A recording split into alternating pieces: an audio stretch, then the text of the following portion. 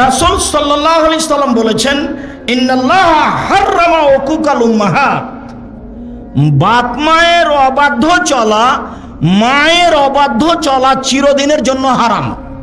এই ছেলে, জীবনে কোনোদিন মায়ের সামনে জোরে কথা বলবো না, জীবনে কোনোদিন বলবো না, সব হারিয়ে যাক। তুমি দেখছো বাড়িতে আমার মায়ের চেয়ে খারাপ মানুষ কেউ নাই। আরে আমার ছেলে আর আমার বোনের ছেলে এক জায়গাতে খেতে বসেছে, দেখি মাছের বড় টুকরাটা মাথাটা আমার মা আমার বোনের ছেলেকে দিল।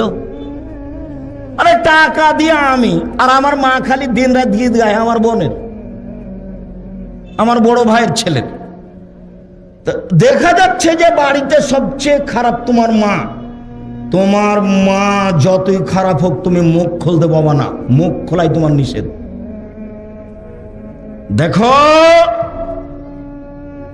মা যেখানে থাকে সেখানে তুমি জোরে হেঁটে যেতে পাবা না, তুমি জোরে হাত হিলাতে পাবা না, জোরে তুমি কথা বলতে পাবা না, সব আল্লাহ নাকচ করে দিয়েছে। ক্ষেপে কিছু বলা তো বহুদূরের কথা।